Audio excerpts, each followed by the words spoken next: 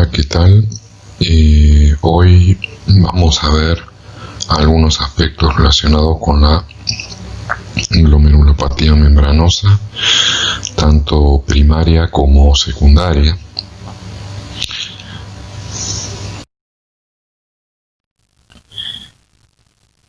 Como sinónimos a esta glomerulopatía se la conoce directamente como nefropatía membranosa, o algunos la mencionan como glomerulonefritis membranosa. Ahora, ¿qué es lo importante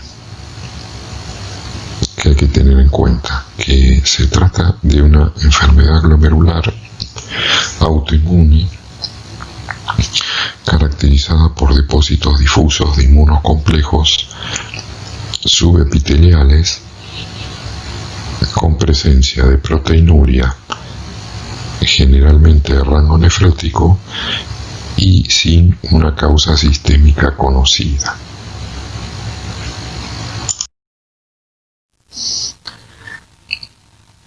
En cuanto a la etiología y patogenia,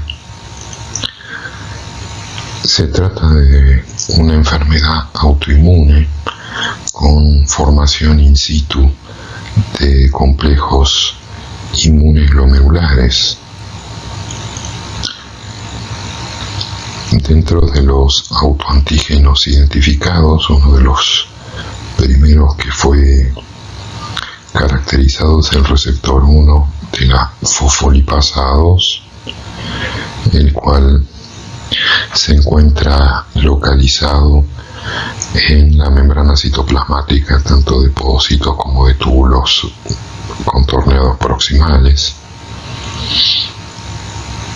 La subclase de inmunoglobulina identificada, la cual se dirige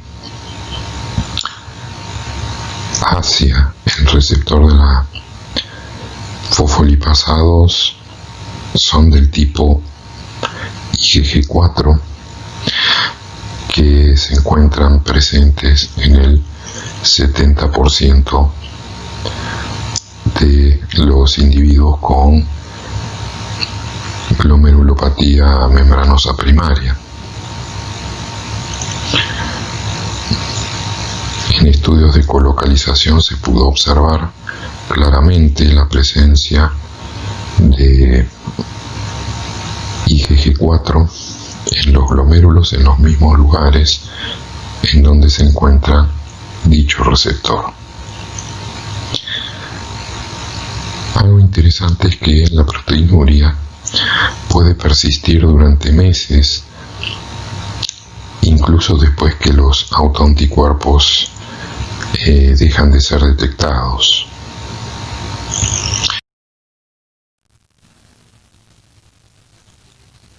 Otro de los antígenos que también potencialmente pueden generar una glomerulopatía membranosa es la trombospondina 1, que se la detecta en el 2,5 al 5% de las glomerulopatías membranosas primarias. Presenta propiedades bioquímicas y estructurales similares a el receptor de la fosfolipasa 2. Es una metaloendopeptidasa de membrana, también conocida como endopeptidasa neutra o CD10, que es aquel marcador que solemos emplear con cierta frecuencia cuando exploramos el fenotipo de un proceso linfoproliferativo.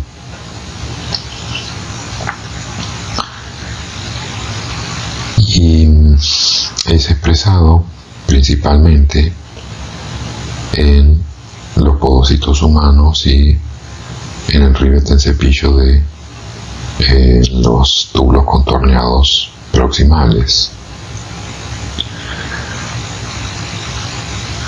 Un aspecto interesante es que los anticuerpos maternos contra esta molécula atraviesan la placenta y se depositan en los podocitos fetales, eventualmente pudiendo generar una glomerulopatía membranosa primaria congénita. Otras de las moléculas involucradas en esta glomerulopatía es la aldosa reductasa y la superóxido dismutasa 2, que son expresadas principalmente por las células epiteliales tubulares, no en los glomérulos normalmente, pero sin embargo pueden estar reguladas positivamente en los podocitos de las glomerulopatías membranosas primarias. La IgG4 reconoce a estos antígenos y, como sucede también con los antígenos anteriores, se colocaliza en los depósitos subepiteliales durante o en el transcurso de la glomerulopatía membranosa.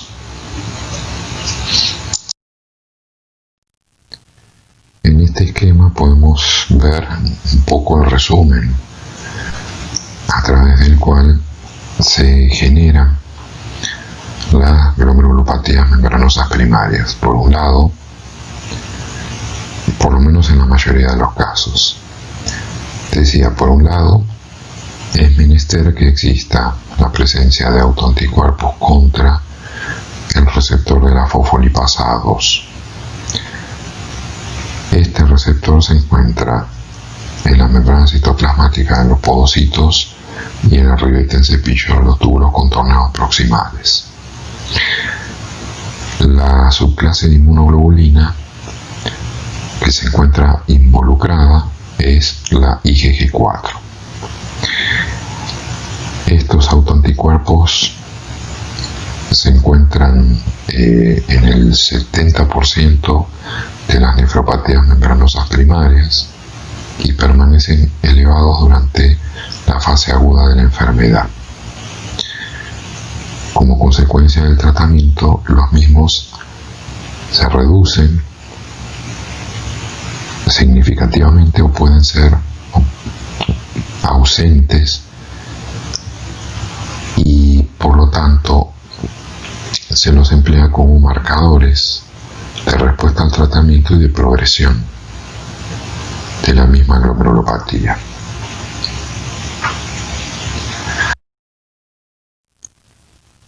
Por otro lado, tenemos que considerar factores genéticos que favorecen todas estas situaciones. Se conocen dos loci frecuentemente asociados a este tipo de glomerulopatía. Por un lado el alelo HLA de QA1 y por el otro el alelo PLA2R, que es precisamente el que corresponde al receptor de la fosfolipasa 2.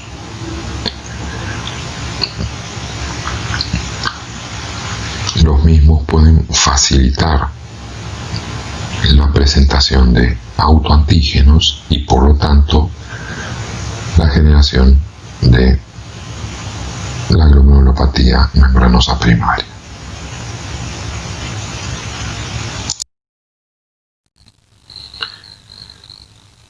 Desde el punto de vista clínico,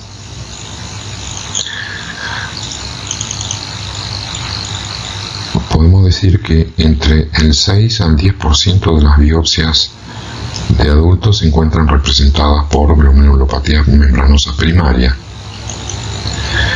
y más o menos el 3% en los niños. La edad varía entre los 30 y 50 años y hay una leve tendencia a afectar al sexo masculino respecto al femenino.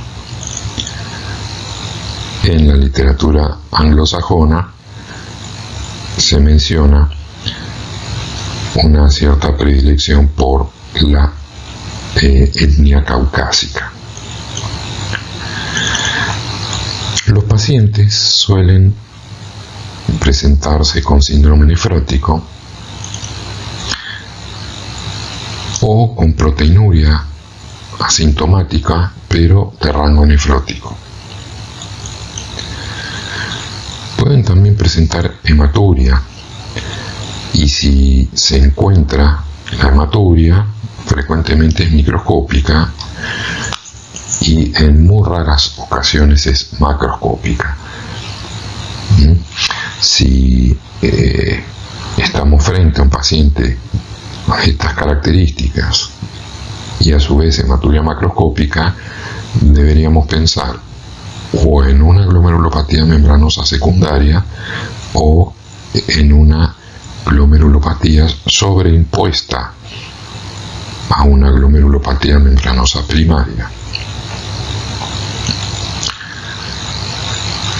Puede existir trombosis de la vena renal con algunos signos histológicos que después vamos a ver.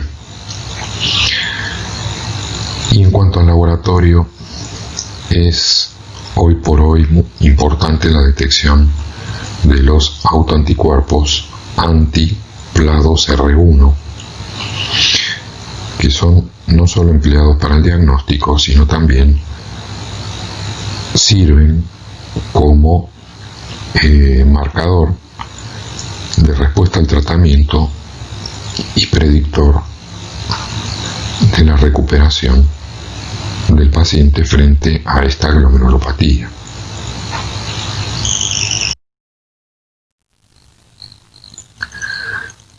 En cuanto al tratamiento,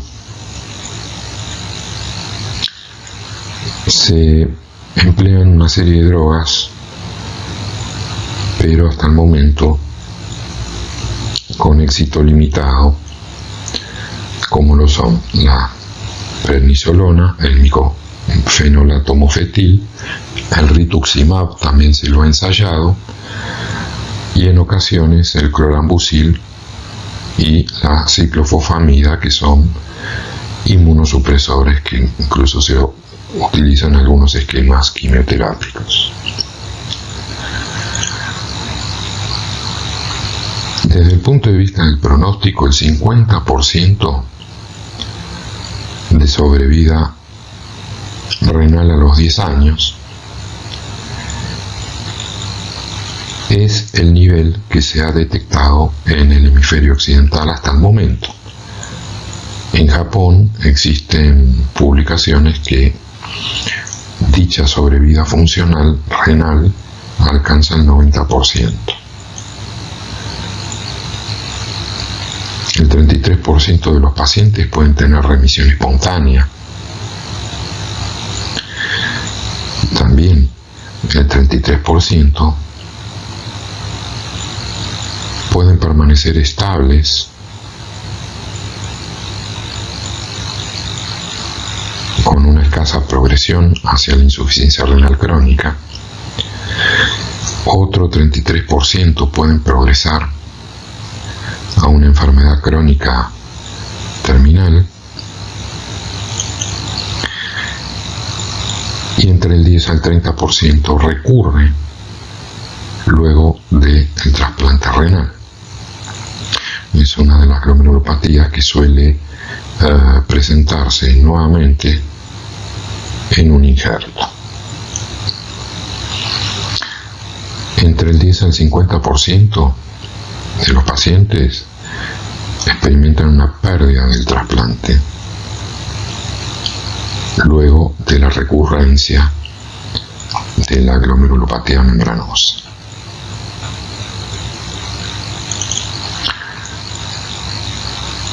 Y como hallazgos clínicos desfavorables tenemos que tener en cuenta el síndrome nefrótico, la azoemia y la presencia de hipertensión arterial.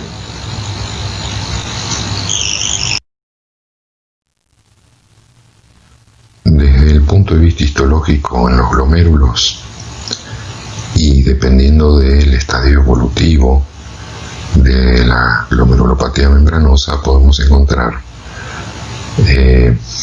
glomérulos pero sin cambios significativos, especialmente en el estadio 1, en donde los depósitos subepiteliales son observables solo con microscopía electrónica. Con hematoxilina y eosina, las membranas basales glomerulares pueden encontrarse engrosadas. También podemos encontrar lo que denominamos espículas subepiteliales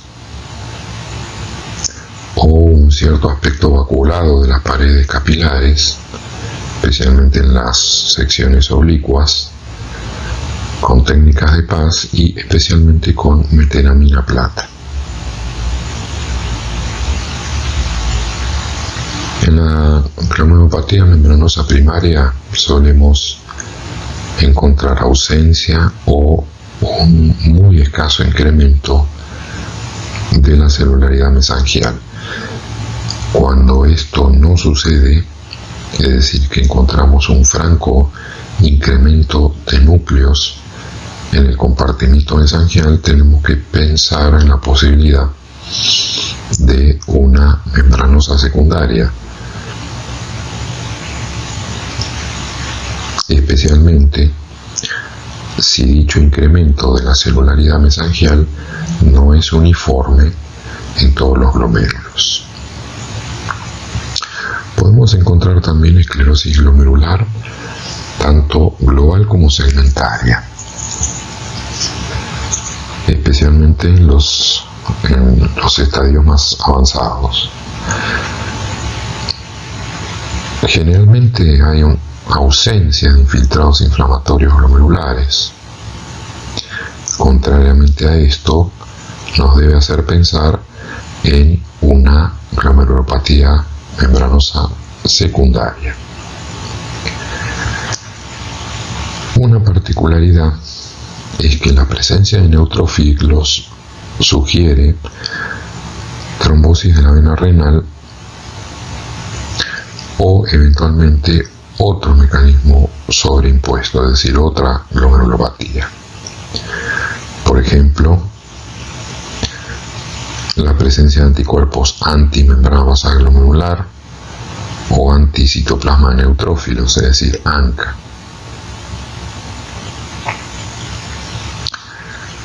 Cuando observamos más de 8 neutrófilos por glomérulo,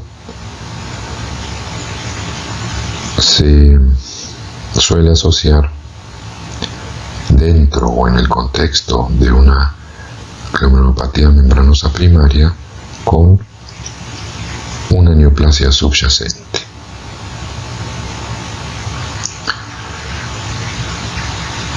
Eventualmente la presencia de semilunas en la nefropatía membranosa primaria son extremadamente raras, pero esto no sucede así si la membranosa primaria se asocia a una glomerulopatía vinculada a los anticuerpos ANCA, es decir, anticuerpos anticitoplasma de neutrófilos o anticuerpos antimembrana basal glomerular.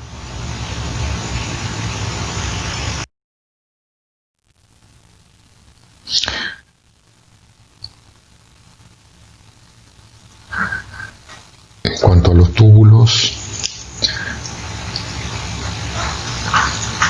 podemos encontrar vacuolas de reabsorción proteica, especialmente en los túbulos contornados proximales. El intersticio suele demostrar ocasionales células espumosas, grupos de células espumosas que no son ni más ni menos que macrófagos vacuolados y que están relacionados directamente con la proteinuria elevada y sostenida e hipercolesterolemia. La fibrosis intersticial en la atrofia tubular siempre lo vamos a encontrar en los estadios avanzados de la nefropatía membranosa. Y en cuanto a los vasos, la arteriosclerosis es frecuente, especialmente debido a que se trata de una glomerulopatía de la edad adulta, habíamos dicho, entre los 30 y 50 años.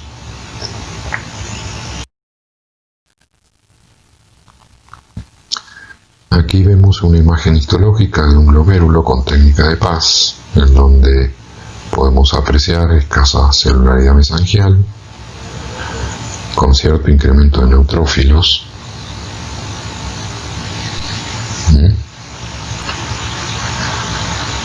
que nos puede sugerir trombosis de la vena renal.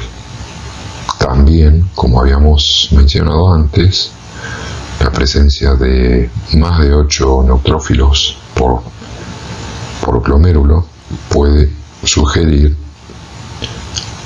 también la presencia de una neoplasia subyacente. Con técnica de metenamina plata, en las secciones oblicuas de las paredes capilares podemos llegar a apreciar un cierto aspecto agujereado, vale al término, que representan ni más ni menos que la presencia de inmunocomplejos subepiteliales. En este caso, también con técnica de metenamina plata, se trata de un estadio 2 de nefropatía membranosa, en donde indican las flechas, podemos encontrar una suerte de pelitos que se proyectan hacia el espacio urinario, que reciben el nombre de espículas, y que las mismas son indicativas de el estadio 2, como mencioné hace un ratito, de la glomerulopatía membranosa primaria. En algunos casos puede haber presencia de esclerosis segmentaria, como se señala con una pequeña flecha en esta imagen de un glomérulo teñido con técnica de Paz.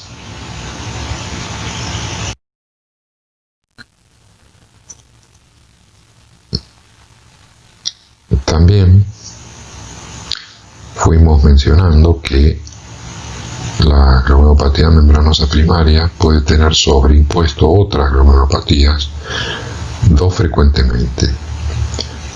Una es la glomerulonefritis pauciinmune, es decir, asociada a los anticuerpos anticitoplasma de neutrófilos, como vemos en este caso, en un glomérulo teñido con técnica de Paz.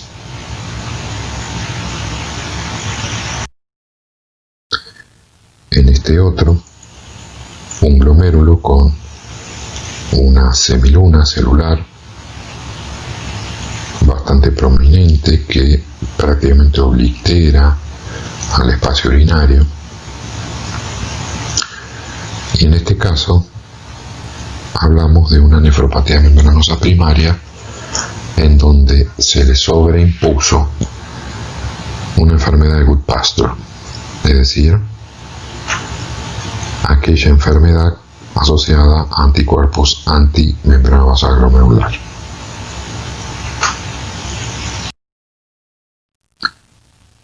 Habitualmente, con inmunofluorescencia directa, solemos encontrar un patrón granular de membrana, como en este caso para inmunoglobulina G.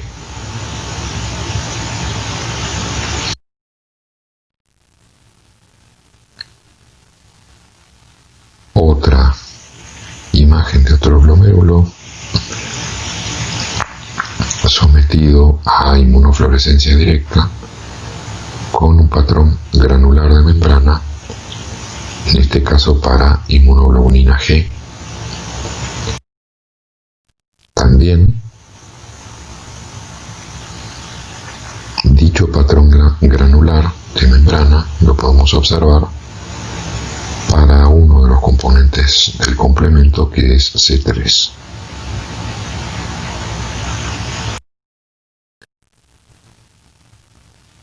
En estas tres imágenes, que son la resultante de un estudio de colocalización, podemos advertir la presencia de inmunoglobulina G4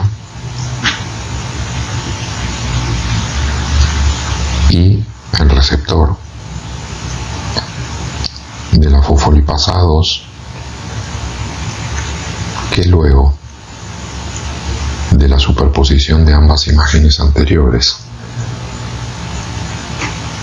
en esta última resultante denominada merge de amarillo, nos representa las zonas de colocalización tanto del receptor como del anticuerpo a nivel glomerular.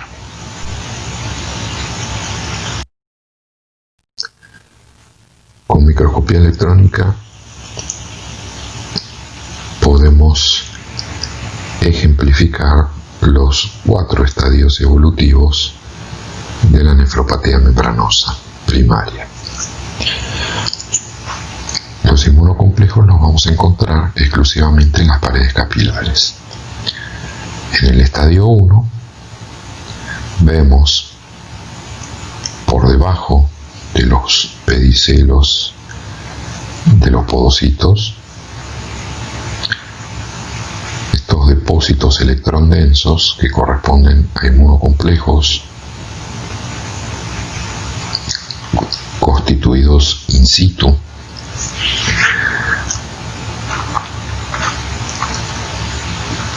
Y desde el punto de vista histológico, los mismos glomérulos pueden no presentar cambios significativos estructurales. En cambio, en el estadio 2, los inmunocomplejos incrementan su tamaño y su extensión, siempre a partir de las zonas subepiteliales, y es en este estadio en donde con técnica de metenamina plata podemos observar la presencia de espículas. En el estadio 3, los inmunocomplejos incrementan su tamaño y comienzan a internalizarse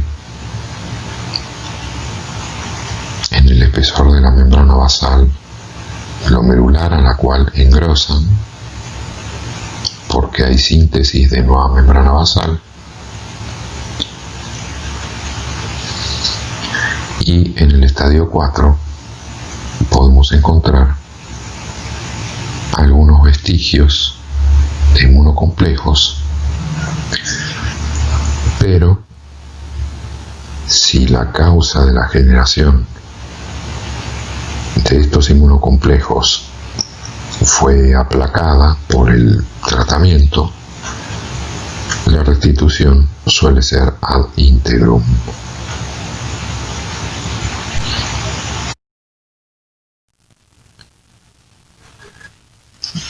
Dentro de los diagnósticos diferenciales, bueno, lógicamente las nefropatías membranosas secundarias. En este caso, para hacer el diagnóstico diferencial es menester contar con los datos clínicos y de laboratorio nefrológico. Para todas las biopsias, para el diagnóstico de todas las biopsias renales, pero particularmente para esta diferenciación. Una de las diferencias estructurales, histológicas o ultraestructurales y de inmunofluorescencia es que en las nefropatías membranosas secundarias suelen en más o en menos existir depósitos de inmunocomplejos mesangiales. En las formas secundarias, el receptor, los depósitos en donde está involucrado el receptor de la fosfolipasa 2 se encuentra presente en menos del 10% de los casos. También tenemos que hacer el diagnóstico diferencial con la glomerulonefritis posinfecciosa. En este caso, y desde el punto de vista histológico, con técnicas de metenamina plata y con microscopía electrónica, podemos asegurar la carencia de espículas en la nefropatía posinfecciosa, pero sí la presencia de los denominados HAMS o jorobas subepiteliales.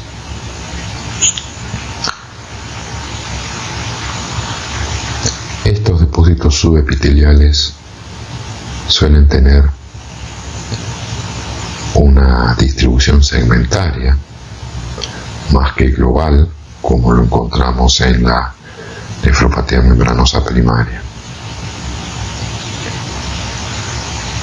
Podemos encontrar además depósitos mesangiales y subepiteliales coexistiendo. También otro elemento que nos ayuda a hacer la distinción es la hipercelularidad mesangial, con frecuente exudación de leucocitos.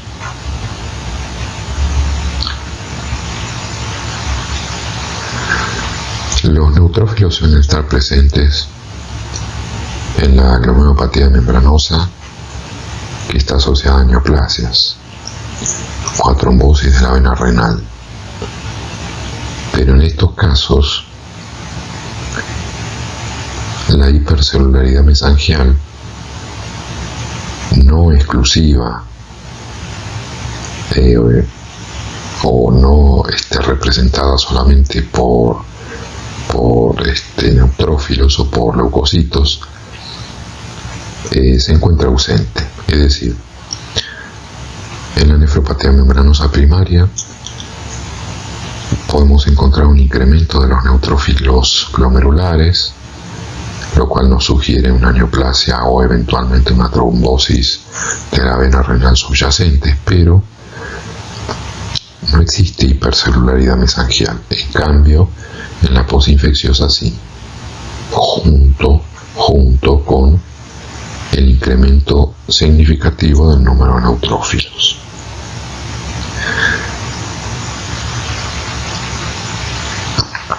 Otro de los diagnósticos diferenciales es con la clase 5 de la OMS de la nefritis lúpica, que es la forma membranosa de la nefritis lúpica. En este caso lo que vamos a encontrar es la presencia de depósitos mesangiales con inmunofluorescencia directa, generalmente del tipo full house, o sea que encontramos presencia de todas las inmunoglobulinas que utilizamos como rutina de marcación, IgG, IgA, IgM, y también componentes de la vía directa e indirecta del complemento, C3 y C1Q. Estos depósitos no solo se encuentran adentro del glomérulo, sino también en las membranas basales tubulares y en la cápsula de Bowman, lo cual es muy importante también como elementos para distinguirlas de la nefropatía membranosa primaria.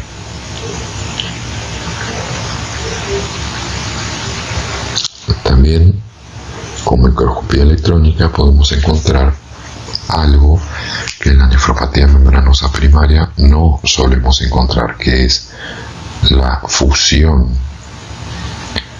de depósitos subepiteliales y subendoteliales en las membranas basales glomerulares. Bueno, ahora pasamos a considerar a las glomerulopatías membranosas secundarias, que son aquellas que se encuentran en asociación con un trastorno subyacente, ya sea una infección o la administración de algún agente terapéutico, o agregaríamos una patología inmunológicamente mediada sistémica.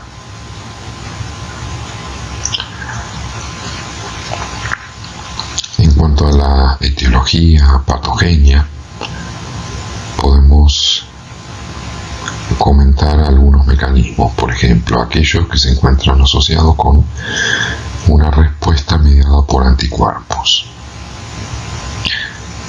Se trata de una respuesta crónica a un determinado organismo, microorganismo, autoantígenos, aloantígenos o antígenos exógenos que persisten en el huésped durante meses o años. Los depósitos subepiteliales que se van conformando probablemente son el resultado de la formación in situ de complejos inmunes,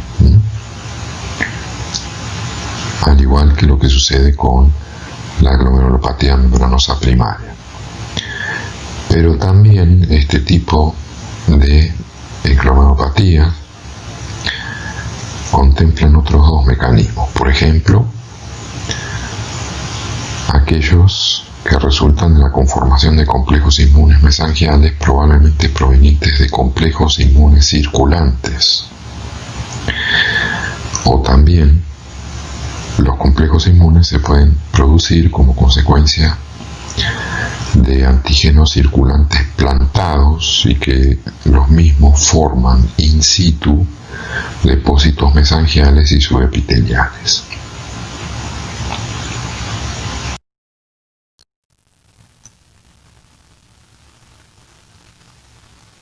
Como resumen de la patogenia, entonces podríamos decir que hay formación in situ de inmunocomplejos a nivel glomerular,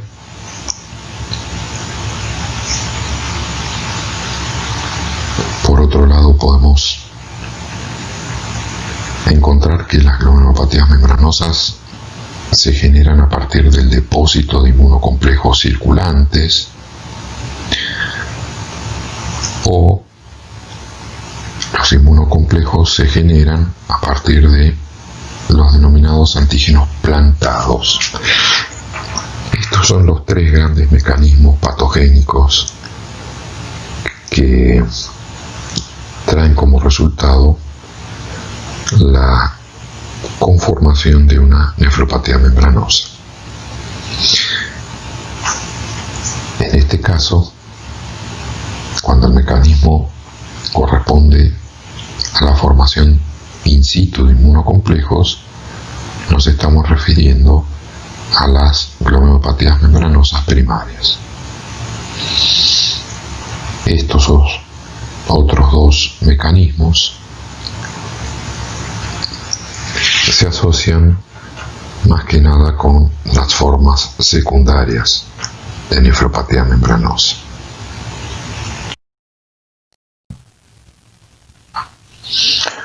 Condiciones asociadas a una glomerulopatía membranosa secundaria: encontramos las infecciones crónicas,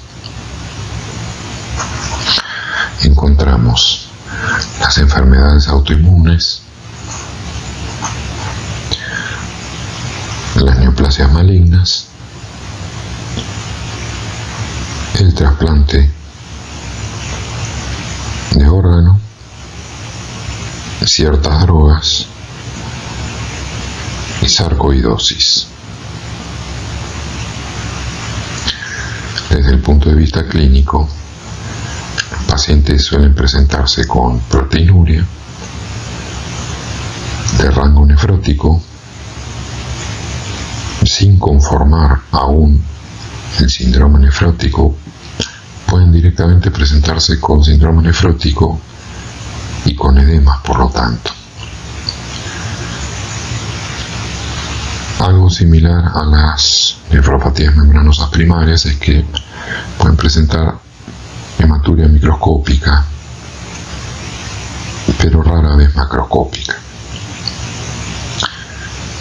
La trombosis de la vena renal es un evento bastante menos frecuente que en las formas primarias, ya que se asocia con menos del 10% de los casos. En cuanto al tratamiento, algunas cosas básicas. Si la glomerulopatía membranosa secundaria se generó a partir de un fármaco, la suspensión de dicho fármaco. Si se generó a partir de un proceso infeccioso, la administración de antibióticos. La administración de un tratamiento inmunosupresor frente a enfermedades autoinmunes. El tratamiento de una neoplasia si fue la causa subyacente. El pronóstico suele ser favorable si se controla la causa subyacente. Desde el punto de vista histológico, algunos elementos para mencionar. En las formas secundarias también podemos encontrar espículas subepiteliales con técnicas de metinamina plata principalmente, pero también con técnicas de PAS, pero también con el tricrómico de Masson podemos encontrar, debido al tamaño de los inmunocomplejos, podemos encontrarlos y podemos observarlos con tricrómico de Masson. Esto es tan así que es fácilmente corroborado cuando observamos una clase 5 de la OMS de la nefropatía lúpica con técnica de tricrómico. Hay variable hipercelularidad mesangial dependiendo de lo que haya causado la glomerulopatía membranosa secundaria. Podemos también encontrar el fenómeno de incremento de el número de neutrófilos en el interior de las luces capilares, lo cual también puede estar asociado a una neoplasia subyacente o a la trombosis de la vena renal. La presencia de trombosis en los capilares glomerulares está fuertemente asociado con una neoplasia maligna subyacente. Y los túbulos, intersticios y vasos van a presentar las alteraciones correspondientes a la causa subyacente que haya generado la glomerulopatía secundaria.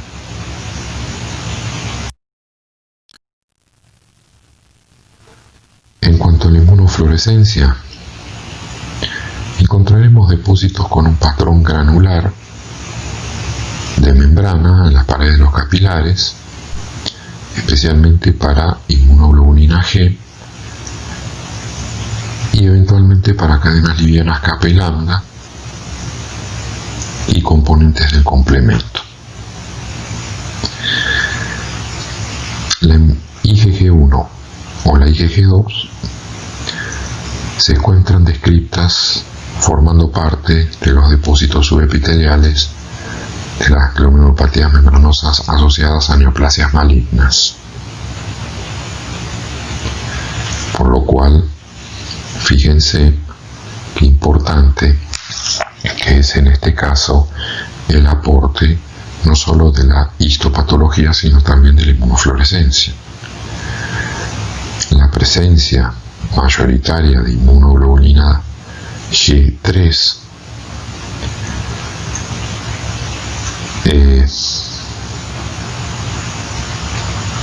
se vincula más que nada con la clase 5 de la OMS, que es la glomerulopatía membranosa lúpica.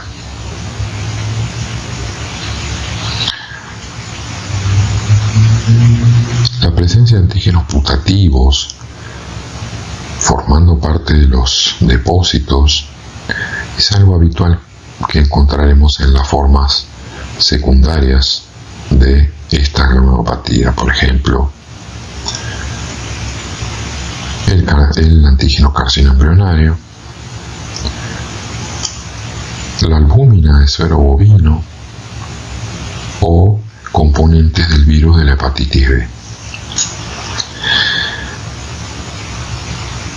También podemos encontrar moléculas proteicas atrapadas en forma inespecífica en estos depósitos, lo cual complejiza más el asunto. La presencia de depósitos de inmunoglobulinas en las membranas basales tubulares es frecuente en el lupus, máxime si son de la subclase 3.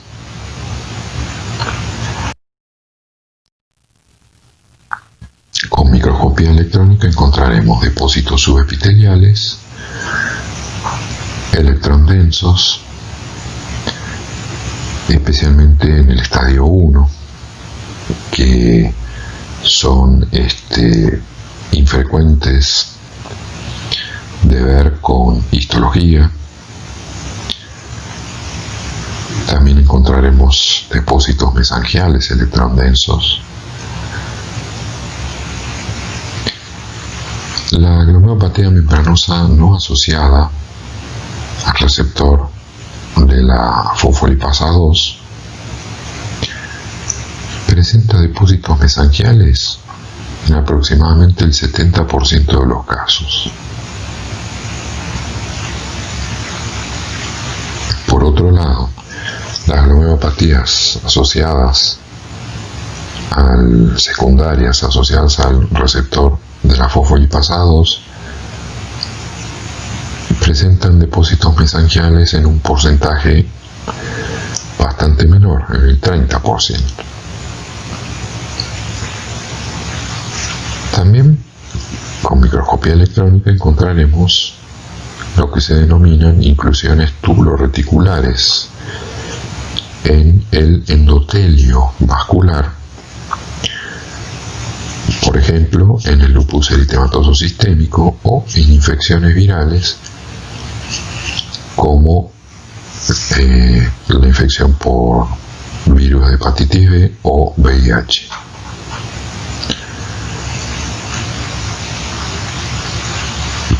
Por otro lado, los depósitos electrondensos observables en la membrana basal de la cápsula de Bowman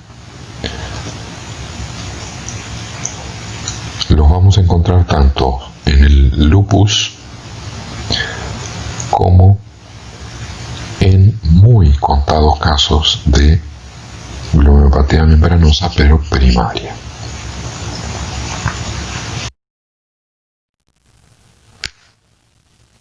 Diagnóstico diferencial con la glomerulopatía membranosa primaria, que son las idiopáticas. Una minoría de los casos presenta depósitos mesangiales y muy rara vez depósitos en las membranas basales tubulares, lo cual es un punto importante de diferenciación. Un diagnóstico diferencial es con la nefritis lúpica membranosa, en donde los depósitos mesangiales electrondensos son altamente frecuentes,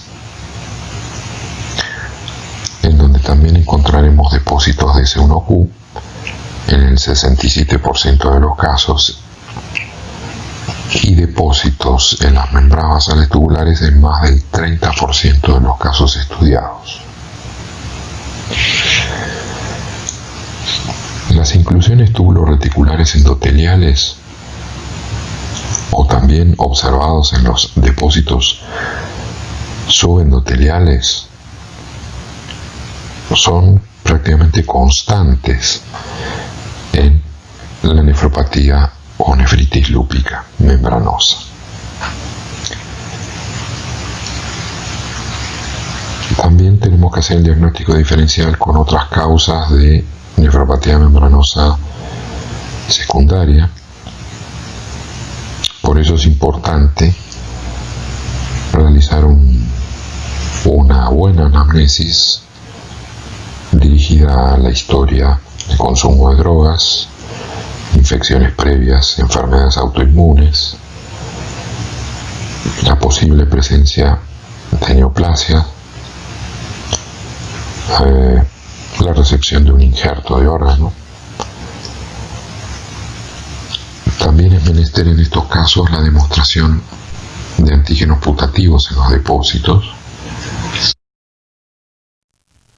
Y ahora observaremos algunas imágenes histológicas. Por ejemplo, en este caso es un glomérulo teñido con técnica de Paz con un patrón membranoso, pero presentando un síndrome de Sjögren asociado a una membranosa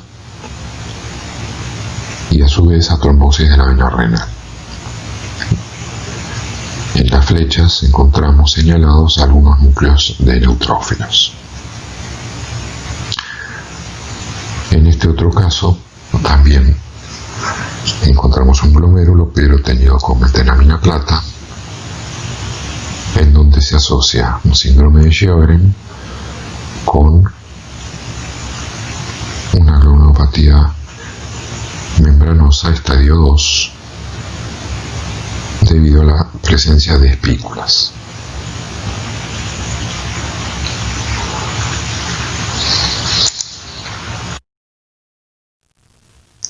En este caso encontramos un glomérulo en una biopsia teñida con amatoxilina diosina, pero con presencia de múltiples trombosis capilares, lo cual hace sospechar de una neoplasia subyacente. En este otro caso, en una microscopía electrónica de transmisión, la presencia no solo de depósitos subepiteliales electrondensos, sino también ubicados en las membranas, en la membrana basal glomerular y en el mesangio, correspondiente a una nefropatía lúpica clase 5. Inmunofluorescencia directa para C1Q en un caso de lupus, de una nefropatía membranosa lúpica, siguiendo un patrón de membrana. En este caso encontramos inclusiones tubuloreticulares en el citoplasma de células endoteliales capilares en una glomerulopatía membranosa secundaria, junto con la presencia de depósitos en el interior de las paredes de los capilares, más precisamente de las membranas basales. Aquí les dejo una bibliografía recomendada, que es un libro bastante interesante de Robert Colvin.